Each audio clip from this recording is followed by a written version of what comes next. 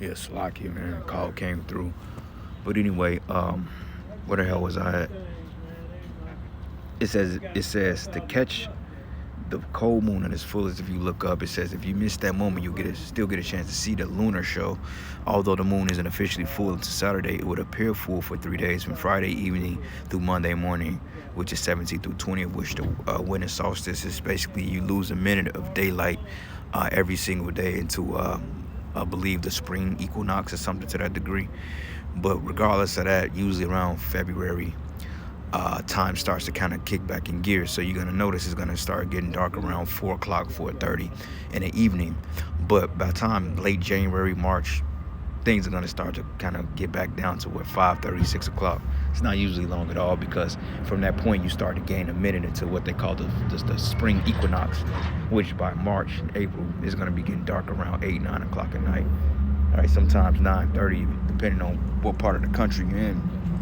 All right, but nonetheless, this is Yahweh Shem Howard Shai, uh, magnifying his judgments on the earth, man, because hey, this is part of the prophecy.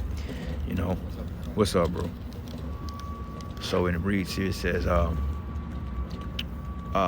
says making this a full moon weekend, and that's the spirit because it shows you that Yahweh Shem Howard Shai wants us to see it, because if he didn't, he wouldn't have made a clear forecast. And like I said, if you check the forecast, at least for us out here in Missouri, it's pretty clear. So it's going to be a hell of a event to witness. You know, full moons are actually beautiful. So, but it says just a day later, the winter solstice will occur at precisely 10:59 a.m. on Tuesday, December 21st, which, you know, the whole god of the dead, Nimrod, you got Tammuz, and you got the whole Christmas or Saturnalia, or you got different feasts that they go by in different kingdoms and pagan kingdoms.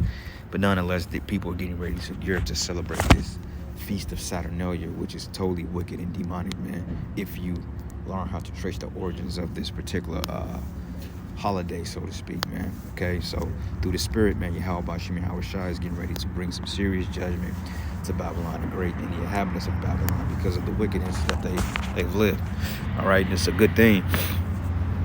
But reading here, it says when the North Pole is at its farthest tilt, 23.5 degrees away from the sun. But it says at that time, you can wave goodbye to autumn and say hello to winter, which will last until the spring equinox on March the 20th. All right. But it says the winter solstice is the shortest period of the sunlight of any day of the year. In Washington, D.C., where NASA is headquartered, it says that's just 9 hours and 26 minutes and 12.9 seconds of sunlight from sunrise to sunset, solar noon. Okay, so it's gonna get pretty dark, man, hence a dark winter. But regardless of that, man, we're in the times, man. So I got a couple of precepts here. This is the book of Matthew 24, and I'm gonna start at verses 29. It says, and immediately after the tribulation of those days shall the sun be darkened, and the moon shall not give her light, and the stars shall fall from heaven, and the powers of heaven shall be shaken. Which is, the stars going into you superstars, you celebrities. Like, you've had a lot of people that have died this year alone, okay, from celebrities to common folk. You had this guy by the name of Slim 400, who's another casualty, so to speak. So it's just one of those things.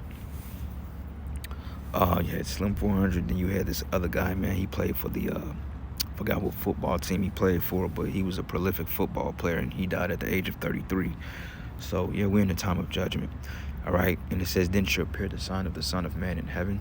Okay, this is why you're seeing chariots, man. You're seeing what they call UFOs, circumvent the sky. Because, hey, man, this is the time of the Lord's judgment.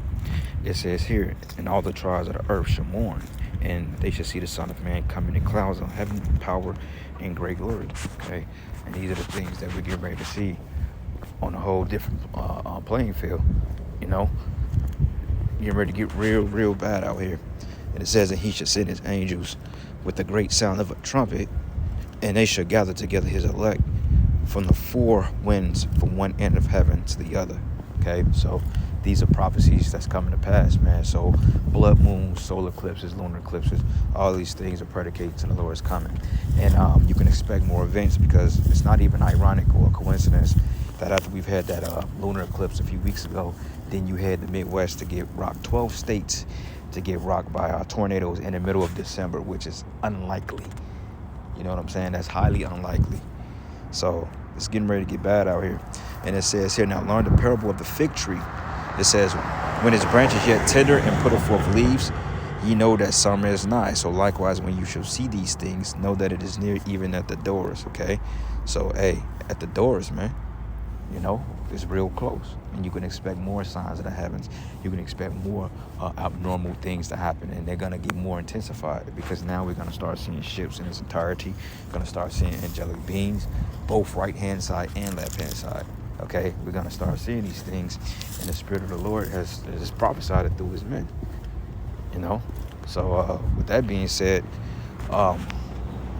you got what is this? This whole thing with Russia and China. Russia and China basically getting ready to dump the U.S. dollar, man. That's another sign right there. Okay, so 2022 can very well be an eventful year. We believe through the Spirit it will be an extravagant year.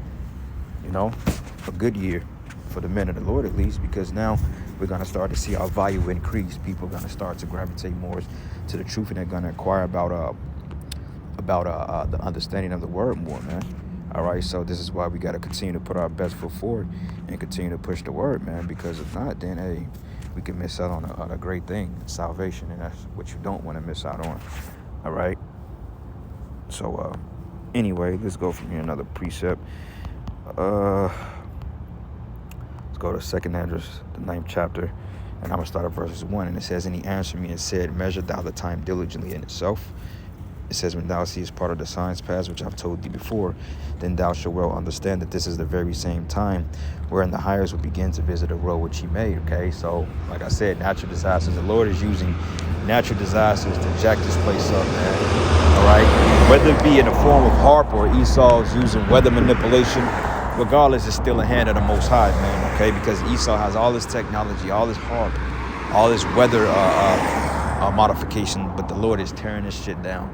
You know what I'm saying? So nothing is more powerful than Yahweh Shem Yahushai, bar none. Okay, and it says, then when there should be seen earthquakes and uproars of the people of the world, then thou shalt well understand that the Most High spake of those things from the days that were before thee, even from the beginning. Okay, how has he prophesied? Through the men of the Lord, through the prophets. Okay, the prophets always prophesied about these things from the beginning of time.